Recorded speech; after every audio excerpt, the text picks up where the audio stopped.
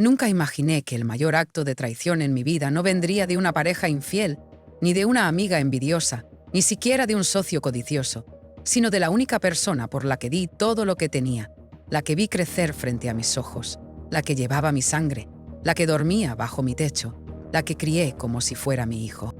Me lo arrebató todo: mi casa, mi empresa, mi dignidad y al único hombre que me hizo sentir que mi vida valía más que el sacrificio.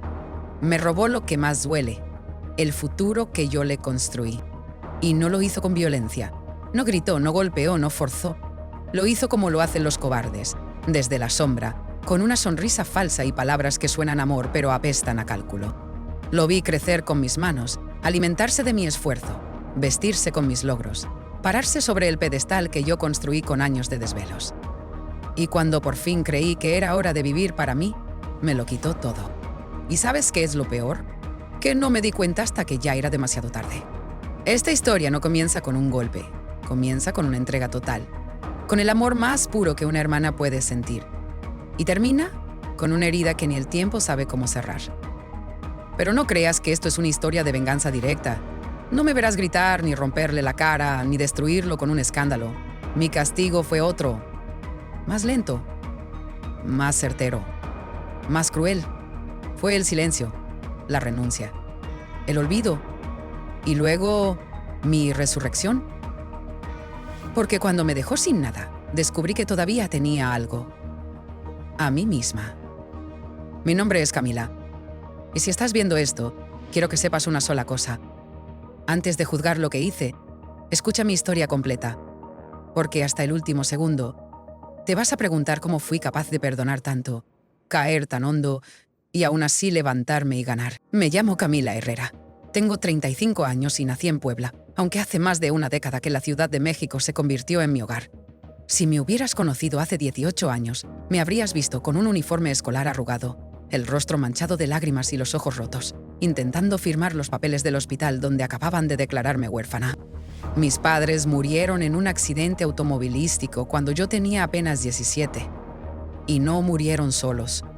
Murieron dejando en mis brazos a un niño de 5 años que no entendía por qué mamá ya no lo despertaba por las mañanas. Ese niño era mi hermano Gabriel. No tuve tiempo para llorar, tampoco para rebelarme, ni para huir, ni para quejarme. La vida me gritó: madura ahora, y no me quedó otra opción más que obedecer. De un día para otro, pasé de preocuparme por exámenes y fiestas a cocinar papillas, llevar al kinder, hacer compras, llenar papeles legales y sostener económicamente a 2 personas con trabajos que no tenían horario ni compasión. Recuerdo que, mientras mis compañeras planeaban viajes a Cancún para celebrar su graduación, yo le pedí a mi jefe del call center un turno nocturno extra para poder pagar el gas. No sabía cocinar bien, pero aprendí. No sabía nada de impuestos, pero aprendí. Y sobre todo, aprendí a no quebrarme. A no mostrarle nunca a Gabriel el miedo que me paralizaba cada madrugada. Desde entonces, me hice una promesa silenciosa: él nunca iba a sentir el abandono que yo sentí. Conseguí una beca parcial para estudiar administración financiera en una universidad privada.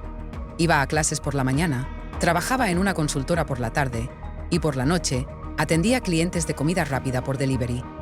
Me levantaba a las 5:30 para preparar el uniforme de Gabriel, llevarlo a la escuela y hacerle sentir que tenía una familia, aunque fuera una familia de 2. Con el tiempo me especialicé en asesoría patrimonial y en inversiones para empresas familiares. Me fascinaba el mundo financiero, no solo por el dinero, sino por lo que representa: libertad, visión, protección a futuro. Quería que mi hermano tuviera eso, que supiera que la seguridad se construye, se administra, se defiende. A los 26, abrí mi propia firma, CFI Group, Camila, Finanzas e Inversiones. No empecé en un piso lujoso ni con decenas de clientes.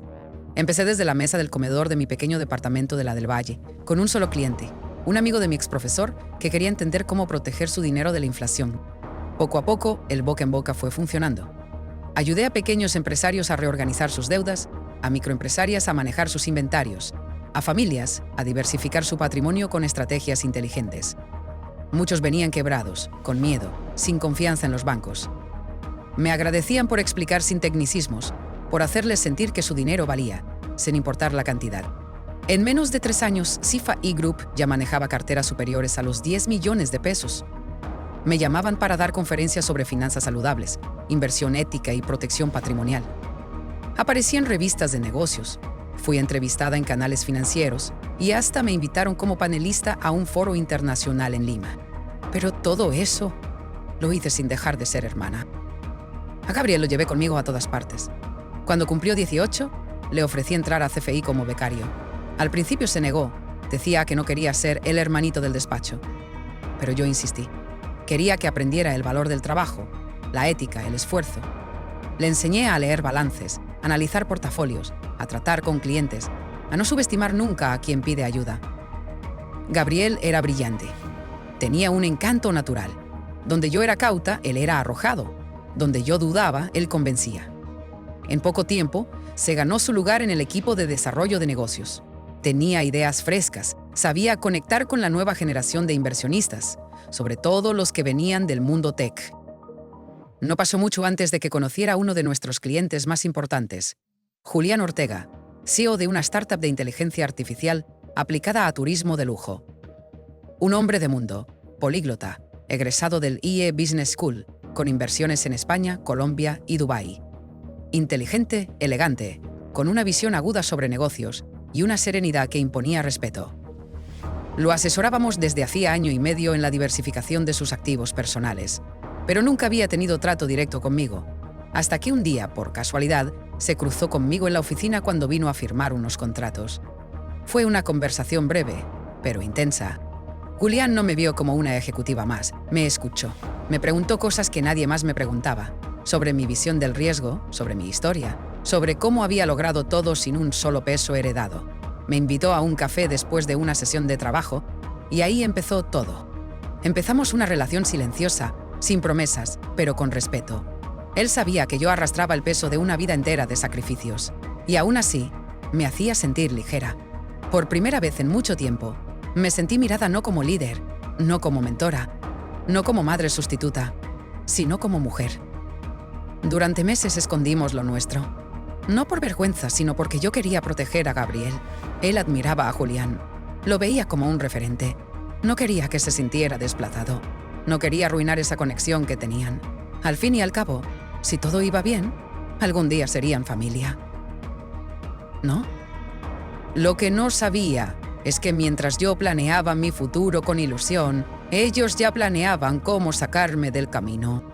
Porque mi historia no es solo la de una mujer traicionada, es la de una mujer que crió a su verdugo. Todo comenzó con pequeños detalles, cosas que en ese momento no parecían tener importancia, pero que con el tiempo se convirtieron en puñales invisibles. Gabriel empezó a llegar más tarde a la oficina, a vestirse con ropa de marca que jamás se habría comprado con su sueldo, a hablar de contactos que yo no le había presentado. Y sobre todo, comenzó a ocultarme cosas. Le preguntaba por informes de seguimiento a clientes y decía que ya estaban enviados, pero no aparecían en los registros. O decía que había tenido reuniones con socios que, según mi agenda, no estaban programadas. Al principio pensé que era simple desorganización o que estaba intentando demostrar independencia. Lo excusé, lo protegí, como siempre. Pero había algo más, una energía distinta, una especie de arrogancia nueva, como si supiera algo que yo no. Empezó a bromear con frases como: «Cuando tú te retires, esto será mío», o «Los clientes jóvenes ya no conectan contigo, Cami». Lo decía riendo, pero detrás de esa risa había algo real. Una tarde entré a su oficina sin tocar. Lo encontré con un Excel abierto y una pestaña del navegador en la que aparecía el logo de una nueva firma, Orion Capital Advisors. Cuando me vio, lo cerró de inmediato. «¿Qué es eso?», pregunté con la voz aún serena. «Nada. Estaba viendo nombres para un proyecto universitario de un amigo», respondió sin mirarme. No insistí, pero algo se rompió dentro de mí. La duda ya estaba sembrada. Pasaron semanas. Cada vez hablábamos menos. En las juntas, Gabriel se mostraba altanero. Interrumpía mis presentaciones, corregía mis decisiones frente a los clientes. Llegó al punto de sugerir que, en ciertas operaciones, él tuviera firma delegada, sin necesidad de mi aprobación directa. Lo planteó en tono de eficiencia. Yo lo escuché como lo que era, un intento de desplazarme. Y ahí fue cuando decidí investigarlo. No quería creer que mi hermano, mi niño, el único lazo vivo que tenía con mis padres, me estuviera traicionando. Pero necesitaba saber la verdad. Así que recurrí a alguien en quien confiaba ciegamente. Laura, mi asistente de años. Discreta, leal, observadora. Necesito que revises los movimientos de cuentas secundarias, los que están a nombre de clientes con contratos recientes, especialmente los que trajo Gabriel. Le pedí una tarde, con la voz quebrada pero firme. Ella solo asintió. 2 días después, me llamó en cuanto llegué a la oficina. Camila, hay algo que debes ver. Me mostró una serie de depósitos cruzados, algunos con conceptos alterados, otros dirigidos a una empresa registrada a nombre de GH Advisors. Las siglas no podían ser más claras. Gabriel Herrera. Era una firma espejo, un clon de la nuestra, donde Gabriel desviaba comisiones, contactos, inversiones. Estaba construyendo su propio emporio, robándome a mí. Mi sangre se congeló. Pero lo peor aún no lo sabía. Porque ese mismo día, mientras intentaba digerir esa traición, recibí una llamada de Julián. Me pidió vernos en su departamento, que tenía algo urgente que hablar. Su voz sonaba distinta, lejana, tensa. Fui de inmediato. Cuando llegué, no hubo abrazos, no hubo sonrisa. Me abrió con expresión neutra y me pidió que me sentara. Luego, sin rodeos, me dijo: «Camila». Me ofrecieron una nueva ronda de inversión, pero con condiciones. «¿Qué tipo de condiciones?», pregunté, confundida. «Quieren que cambie de asesores, que firme con una firma más joven, más adaptada a los tiempos tecnológicos. Ya no quieren trabajar con Feifi». «¿Y quién te lo sugirió?». Me miró, bajó la vista y murmuró: «Gabriel». Sentí como si me hubieran lanzado un ladrillo al pecho.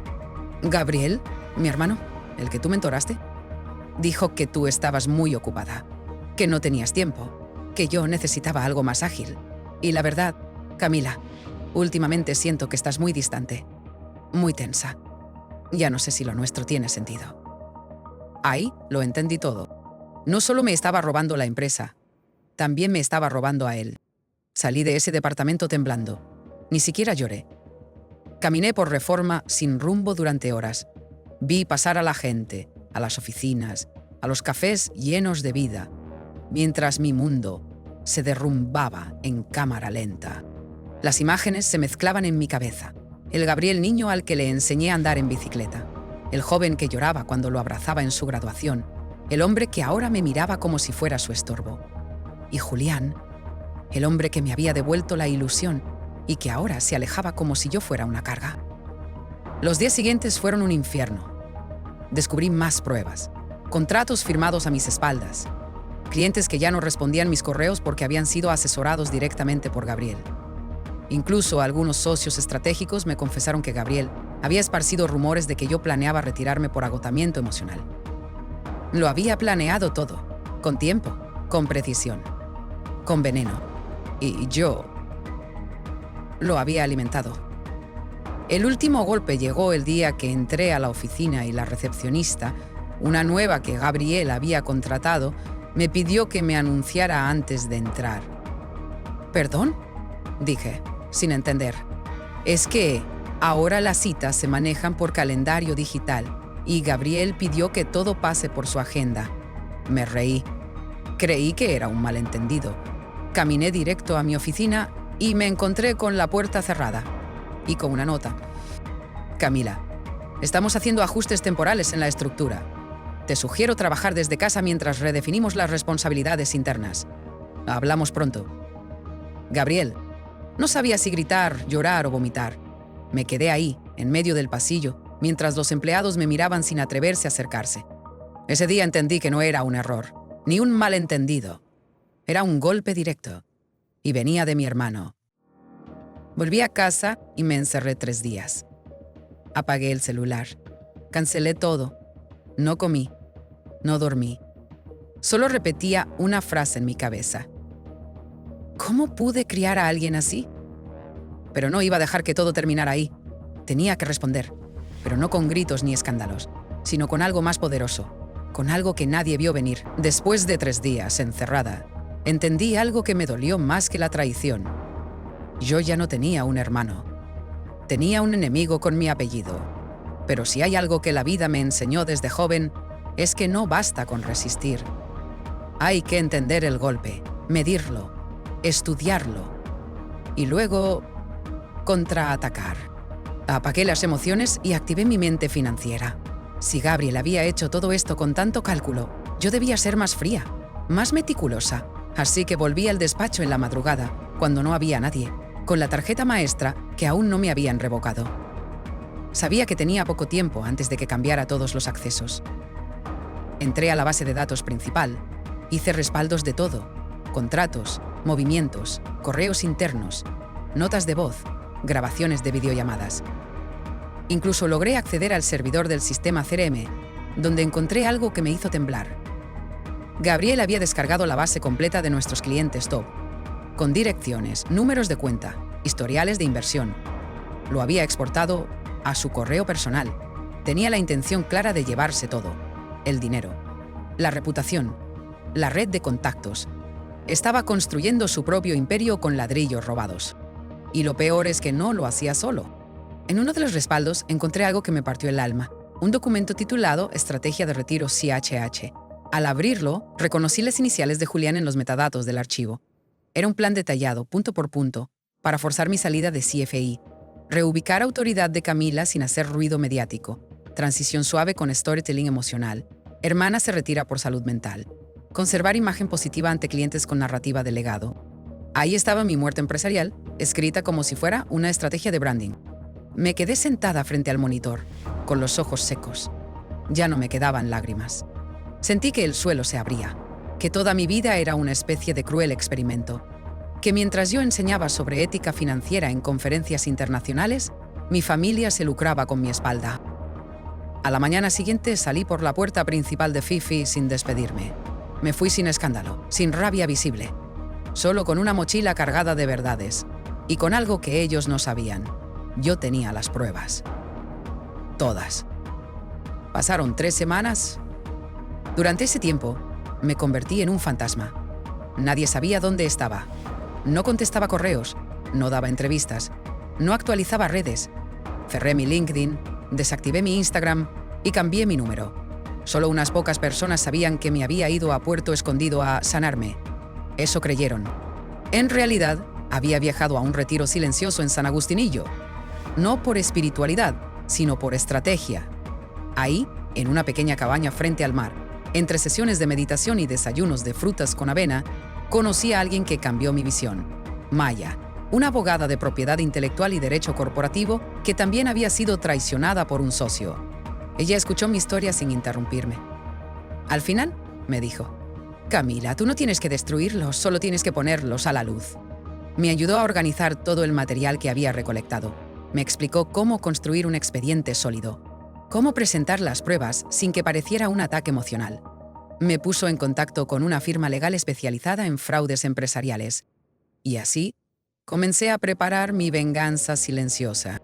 Mientras Gabriel y Julián celebraban con champagne sus nuevas oficinas en Santa Fe, lo vi en sus redes filtradas por excompañeros del despacho, yo organizaba un paquete legal con demandas por desvío de fondos, uso indebido de propiedad intelectual, apropiación de cartera de clientes y falsificación de identidad institucional. Todo documentado, todo con respaldo, todo legal. Pero no solo eso. Tenía algo más poderoso. Algo que ni siquiera los abogados sabían. Durante años yo había grabado, por protocolo y compliance, muchas de las llamadas y videollamadas con los socios y clientes. Lo hacía por seguridad. En una de esas grabaciones, encontré una conversación entre Gabriel y Julián, en la que, sin saber que estaban siendo registrados, se reían de mí.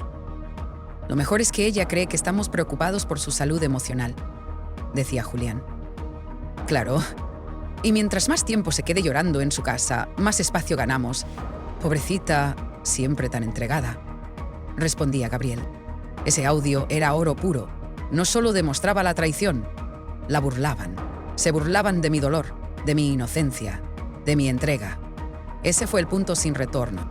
Decidí que ya no me bastaba con ganar legalmente. Quería que el mundo supiera, que la verdad no solo los persiguiera en tribunales, sino también en sus círculos sociales, con sus clientes, con sus amigos. Planeé una conferencia. Un evento de CFI, abierto, gratuito, en nombre del legado de la transparencia financiera. La promoví con ayuda de viejos contactos en medios, anunciándola como mi regreso. Usé mi imagen como bandera. Nadie sabía lo que iba a pasar ahí. Solo prometí que hablaría por primera vez sobre el poder de la verdad en el mundo financiero. El día llegó. El auditorio estaba lleno. Inversionistas, empresarios, estudiantes, prensa. Me subí al escenario con un vestido blanco, sin maquillaje dramático, solo con voz firme y una mirada que ya no temblaba. Durante años, construí una empresa basada en la confianza. Hoy estoy aquí para contarles qué pasa cuando esa confianza se traiciona desde dentro. Y comencé a hablar, no con rabia, con hechos, con documentos proyectados en pantalla, con correos, con contratos, con audios. La gente enmudeció, pero lo más fuerte aún estaba por venir. Porque esa noche, al final de la conferencia, proyecté algo que dejó a todos congelados. Un clip de 2 minutos, donde Gabriel y Julián reían, planeaban mi salida y decían frases como: Camila es fuerte, pero no lo suficiente. Solo es cuestión de tiempo para que esto sea nuestro. Ella no entiende que el poder no se hereda, se toma. Y en ese momento, cuando el audio se apagó, el público estalló en murmullos, e indignación, e incredulidad. Yo solo dije: yo creí que la familia era lo más importante. Me equivoqué. Pero hoy me devuelvo a mí misma lo que me quitaron, mi dignidad. Y me bajé del escenario. Ese fue el verdadero giro, no el legal, no el financiero, sino el emocional. Yo, por fin, había recuperado mi voz. Cuando bajé del escenario, el silencio en el auditorio era denso, como si todos contuvieran la respiración. Nadie aplaudió de inmediato. Nadie se atrevía a romper esa tensión en el aire. Solo se escuchaban los clics de las cámaras, los murmullos crecientes de periodistas que ya estaban preparando titulares y las notificaciones de celulares estallando con capturas del video que alguien ya había empezado a viralizar. No tardaron ni 10 minutos en aparecer los primeros mensajes en redes sociales. Justicia para Camila. Así se destruye una traición con elegancia. ¿Quién necesita venganza cuando tiene la verdad? Yo estaba detrás del telón, sentada en una silla negra de plástico, temblando. No de miedo. De una adrenalina que jamás había sentido. No me había quebrado, no había llorado, no había gritado. Solo mostré la verdad. Y esa verdad los acabó sin que yo tuviera que tocar un solo centavo de su fortuna mala vida. En ese momento me di cuenta de algo que jamás olvidaré. A veces, la humillación más dolorosa no ocurre cuando pierdes, sino cuando el mundo descubre quién realmente ganó. Al salir del auditorio, me crucé con una mujer mayor, elegante, que se me acercó sin hablar. Me tomó la mano con fuerza, con los ojos llenos de lágrimas. Yo también lo crié sola, Camila, y también me rompió. Y ahí entendí que esto iba más allá de mí. Que esta historia era la de miles, de madres, hermanas, mujeres que entregaron su alma, para que alguien más construyera un imperio con los restos de su sacrificio. No hice esta exposición por ego, lo hice por todas nosotras. Por cada vez que nos dijeron: cálmate, no hagas escándalo, ya olvídalo. Por cada mujer que fue traicionada y luego silenciada. Por cada voz que se apagó para que otro brillara. Y si hoy tengo una audiencia escuchando esta historia, que se escuche fuerte, nunca más van a callarnos. 2 semanas después de la conferencia, el mundo de Gabriel y Julián se empezó a derrumbar, pero no por mí, por sus propias decisiones. Los medios financieros comenzaron a hacerse eco del video que se viralizó a nivel nacional. No solo por la historia, sino por lo que simbolizaba, la traición silenciosa dentro del mundo empresarial. Lo llamaron el caso Herrera Ortega y fue discutido en paneles de ética empresarial, en podcasts de liderazgo femenino, incluso en programas matutinos que jamás antes habían hablado de inversiones. Pero lo que realmente los destruyó fue el siguiente paso. Yo no me limité a una conferencia. Organicé una estrategia legal y mediática que actuara como una pinza. Mientras el público hablaba, mis abogados actuaban. Las pruebas estaban documentadas, el fraude fiscal, el uso de mi imagen corporativa sin autorización, la apropiación indebida de cartera de clientes y el video. Ese video fue aceptado como prueba de dolo premeditado. 1 mes después recibí la noticia. El tribunal había aprobado la suspensión de operaciones de GH Advisors mientras se realizaba la auditoría formal. Y como si el karma tuviera buena puntería, uno de sus principales inversionistas, un fondo español que asesoré yo en 2018, se retiró públicamente citando pérdida de confianza ética. Julián intentó salvar la empresa. Dio entrevistas, publicó comunicados, escribió artículos en LinkedIn hablando de resiliencia y reconstrucción. Pero el daño estaba hecho.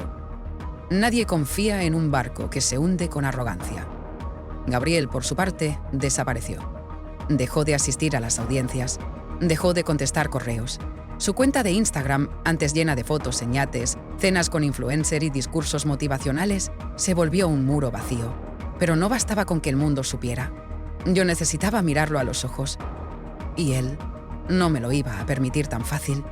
Hasta que, sin esperarlo, me llamó mi antigua asistente Laura.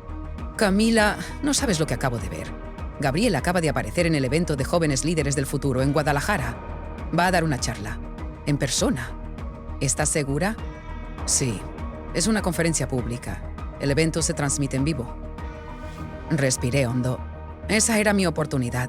No de destruirlo, sino de dejarlo en evidencia ante su propio público.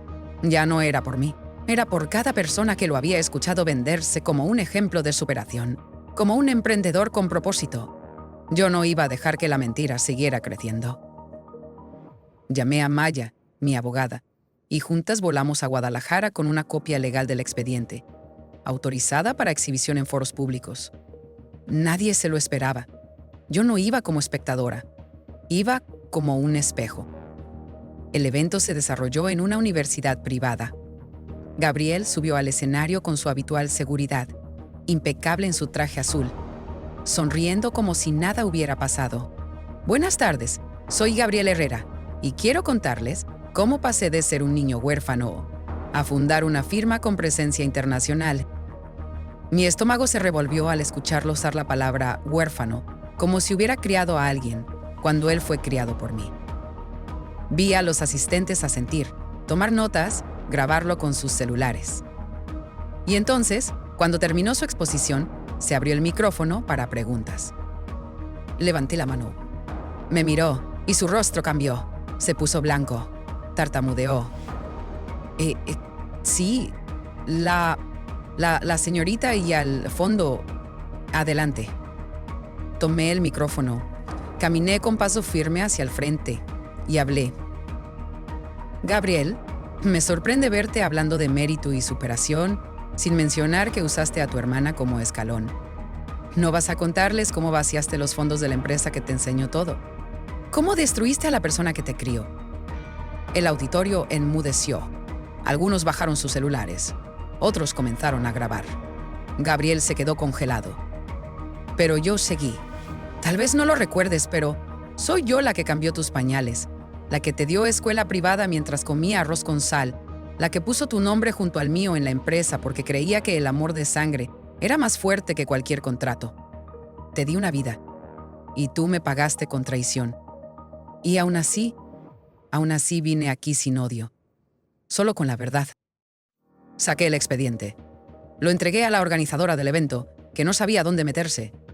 Pedí que proyectaran la primera página, una carta notariada donde constaba mi propiedad original del 100% de Fefi Group, firmada por mí y por él años atrás.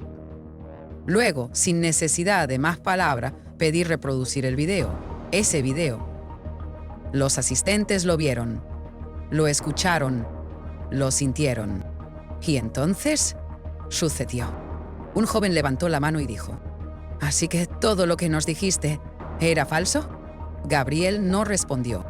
Otro lo confrontó. ¿Cómo puedes hablar de propósito si traicionaste a tu propia familia? Una chica en primera fila lloraba. Otra se fue. Las cámaras siguieron rodando. Gabriel intentó hablar, pero lo que salió no fue una respuesta, fue un balbuceo, un derrumbe. Yo no grité, no lloré, solo lo miré, no con odio, sino con compasión. Porque en ese momento ya no era mi hermano, solo era un hombre pequeño, atrapado en su mentira. Al salir del salón, alguien me tomó del brazo. Era la directora del evento. Me abrazó sin decir una palabra. Luego me susurró, gracias, no por destruirlo, por dignificarte. Después de esa conferencia, no volví a ver a Gabriel. Supe por conocidos que dejó el país. Algunos dicen que se fue a Colombia, otros que está en Europa intentando rehacer su imagen. No sé, no me interesa. Porque yo ya no vivo en función de él, ya no cargo su infancia, ni su trauma, ni su traición. Julián, por su parte, intentó contactarme meses después. Me mandó un correo, largo, frío, lleno de frases recicladas como «Espero que algún día podamos hablar como adultos» o «Sé que las cosas se salieron de control». No respondí, porque entendí algo crucial. Hay heridas que no necesitan cerrar para dejar de doler. Basta con no volver a tocar el cuchillo. Mi vida hoy es otra. Volví a Cefi Group. La recuperé legalmente. Pero no quise seguir con el mismo nombre. No después de lo que significaba.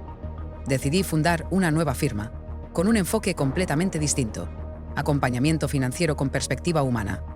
La llamé Suma Vital. Porque todo lo que hoy valoro, suma desde la vida real, no desde el Excel. Trabajamos con mujeres emprendedoras, con familias que quieren sanar sus finanzas después de rupturas emocionales, con adultos mayores que quieren entender sus pensiones sin ser engañados, con jóvenes que sueñan con tener libertad sin volverse esclavos del dinero. Hoy doy charlas sobre finanzas sanadoras, inversiones conscientes y cómo proteger tu legado sin entregar tu alma. Y no lo digo como eslogan, lo digo porque lo viví. Mis días ya no comienzan con correos urgentes ni con juntas vacías. Comienzan con café en la terraza de mi nuevo departamento en Coyoacán, viendo salir el sol, agradeciendo que estoy viva, entera y sobre todo, despierta. Viajo sola, no por huir, sino por el placer de redescubrirme. Hace poco estuve en Oaxaca, en una posada que no aparece en Google, donde los atardeceres son más sabios que cualquier terapeuta. Ahí escribí en mi diario algo que me cambió. No soy el daño que me hicieron. Soy lo que decidí construir con los escombros. Y cada vez que dudo, cada vez que me siento tentada a recordar con rencor, abro una caja que guardo en mi closet. Una caja pequeña, de madera, con dos cosas. Una foto mía de adolescente abrazando a Gabriel cuando recibió su primer diploma. Y una carta escrita a mano, en papel de hospital, firmada por mi madre el día que me entregaron su cuerpo. Camila, cuida a tu hermano. Pero sobre todo, cuídate a ti. Durante años olvidé esa segunda parte. Me la salté. La ignoré. Me entregué tanto a cuidar, a dar, a sostener, que me olvidé de existir. Hoy, por fin, entendí el verdadero mensaje de esa carta. El homenaje más grande que puedo hacerle a mi madre es haber vuelto a mí. No me interesa vengarme. Ya no. Porque el mayor castigo para quien traiciona es saber que su víctima ya no lo necesita para vivir. Hoy soy libre. Hoy sonrío sin pedir permiso. Hoy me hablo bonito frente al espejo y me agradezco por no haberme roto por dentro. Y si tú, que estás viendo este video, alguna vez sentiste que alguien te arrancó lo que eras, si alguna vez confiaste tanto que perdiste tu nombre, si alguna vez fuiste traicionado por quien juró protegerte, quiero que te grabes esto en el alma. Todavía puedes volver, todavía puedes reconstruirte. Y nadie, absolutamente nadie, tiene derecho a robarte la oportunidad de empezar otra vez. Que hablen, que juzguen, que señalen. Mientras tú te sanas, ellos se pudren en sus propias máscaras. Mi nombre es Camila, y aunque no me veas con una corona, hoy me siento reina. No porque lo gané todo, sino porque perdí lo peor, y aún así me volví mejor.